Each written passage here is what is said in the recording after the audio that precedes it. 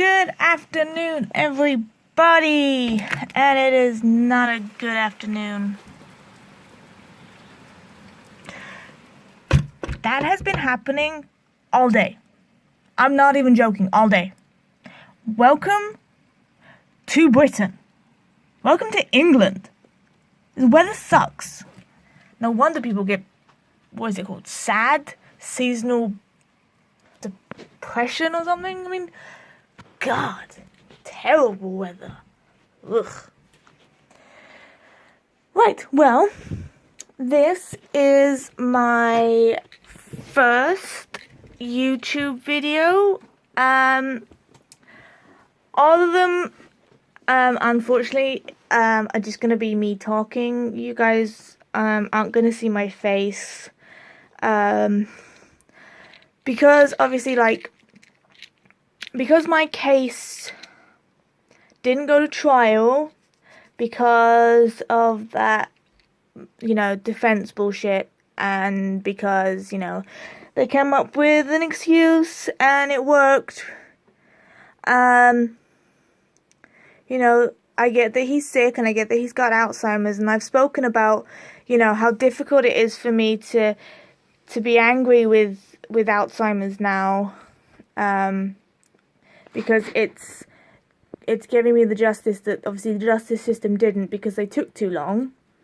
But in any case, because it didn't go to trial, and because people didn't see the horrid man that he is, and didn't see or understand what he did to me, and stuff like that, he got off, and he gets to live out the rest of his life in his massive house, and that's unfair. And what's even more unfair is that I can't tell you guys who I am. I can't show you my face, because it gets into legal crap. Because it didn't go to trial and nobody proved that he did what he did to me, I can't, say his name, say my name, say, who he is, what he was, and all this stuff, because he got off, and it would be some sort of criminal liability to myself. So, unfortunately, I'll help you guys, and I'll talk to you guys, and stuff like that, but you'll never really know who I am. So, call me Sass, and, yeah, that's all I can really say on that. But, anyway, so I decided to do the whole YouTube, Facebook, really widen the social network that obviously I've started here with the Instagram. And I'll try and do, videos as often as I can, and stuff like that. And I'll try my hardest. But yeah, basically, what I wanted to talk about today was, the start of everything I went through and how it all came about. If you guys have followed me and followed what I've gone through and just followed every aspect of my life and, everything I've put on here, then you'll know, how it all started and, every little thing I went through, all the ups, all the downs, my changing jobs, changing house, new relationships, just how everything came to light. And obviously I started this, does it say on here, 73 weeks ago. So we're talking a year and a half. I think it was October-ish. Yeah, so October. And basically what happened to me was, started when I was around 8, and he was my godfather, and he was trusted, and just, yeah, he took advantage of that trust, and mine was molestation, and it was touching, it was kisses, it was showering me, all that stuff. It wasn't actual rape, and you know, that's worse, but it's what happened to me is still bad. You know, abuse covers a lot of areas where you can have, you know, the type I did, or you can have rape, but you can also have, you know, words can be abuse and neglect and, you know, all that stuff. There's a wide range, and all this kind, you know, it needs to stop because it can have a very damaging effect on people, you know, especially children. And as I say, it started when I was 8 and continued on and off, because you know, I was made to go and see him every summer, and I was made to hang out with him on my birthday, and I was made to see him around Christmas, because he fooled my mother, and he blinded her to everything he did. And, you know, because I was made to see him, by the time I reached about 16, 17, you know, I put my foot down and said, you know, I've got GCSEs, I've got A-levels. I made excuses not to go, just because every time I tried to give my mum excuses that I didn't want to go, she'd say, oh, that's not a good enough excuse, and send me anyway, so I gave up. And then I saw him again when I was about 20, because Mum had heard he was sick, and so I went because she couldn't go, and I was, you know, again, had to go. And he got worse, and that's when the dam broke. And as you guys know, that's when I went to the police, and that's when I started that 2.5-year court case that I went through that in the end died, because in these cases take forever, and I understand that they need to gather evidence and stuff, but I think, you know, once the 10 counts were made, and that was, you know, very early on last year, then, you know, they knew he had Alzheimer's because I told them, and I'd warned them, you know, they got to get this done. But the courts kept pushing back the dates, and the courts kept pushing back when they'd see him and stuff like that, and so it was all pushed back, and it was all just lost in the end because they took too long.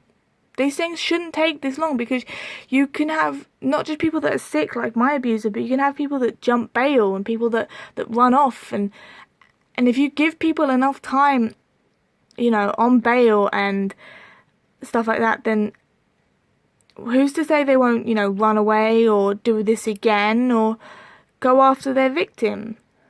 This needs to be done quicker. You know, you get murder trials done really quickly, but you can't get abuse cases against children done quickly. I don't see the logic in that. And, you know, if you guys have been following my Instagram, then you'll understand the difficulties I've had with trust, with my partner. You know, we've had fights recently, and it's been difficult, but we're still together, and we're still plowing on. You know, he takes care of me, still loves me. And, you know, you'll see all the pain and stuff I've been through. All the times I've talked about my triggers and how frozen my life feels because the case took too long, and how I had to go back to therapy, and how I had to go back on my medication, see? And how I was just waiting and waiting and waiting. And that's another thing. Support for abuse victims is terrible. It is absolutely atrocious. You know, there's no actual,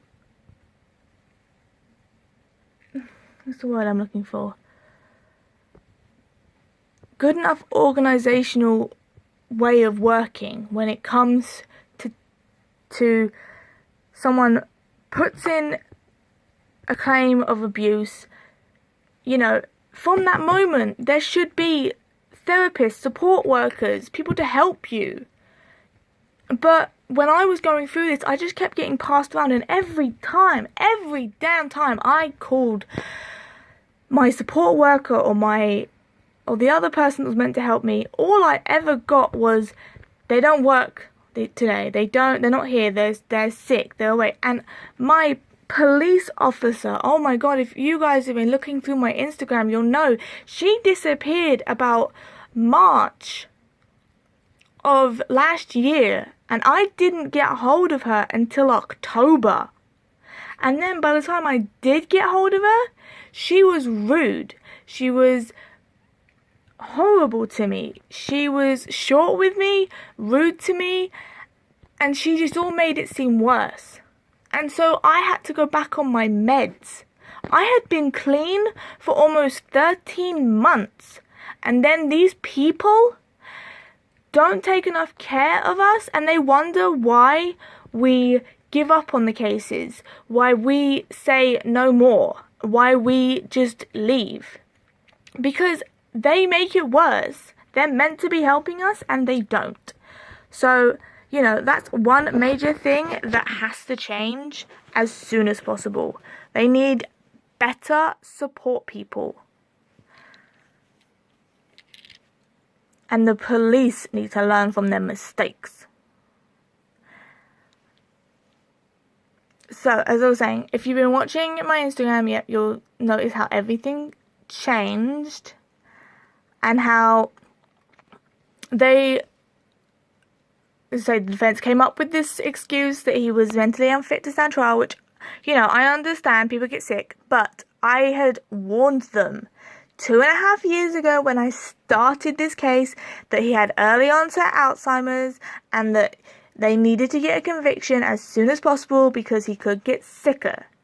And from going to magistrates at the end of May to finally being seen in, early July, so that's 6 weeks, he had apparently got really bad.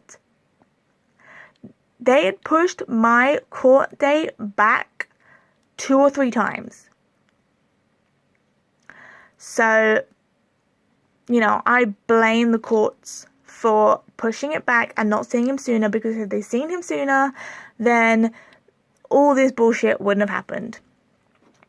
And they decided to still go ahead with a trial. They wanted to do a trial of facts, which was like hospital order, supervision order, or absolute discharge. And then that horrible police woman came back to me in December, because I thought, maybe they'll, have a supervision order and they'll watch him for a while. No. They decided that even if it went to trial, and they pretty much, trialed me, which was not the point of this, he did wrong, it would be an absolute discharge anyway. That just shows you how fucked up this justice system in the UK is. They let people who have abused children for over 12 years, and and I'm pretty sure it's not just me, because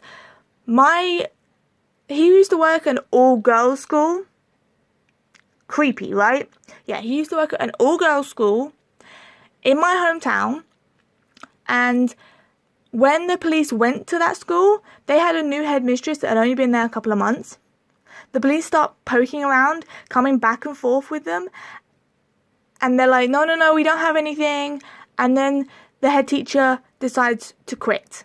She had been fighting and vying for this position for years, and then she just disappears. And my mum went to that school whilst he was teaching there, which is why he had her wrapped around his finger, because she loved him as a teacher. But there were stories and rumours of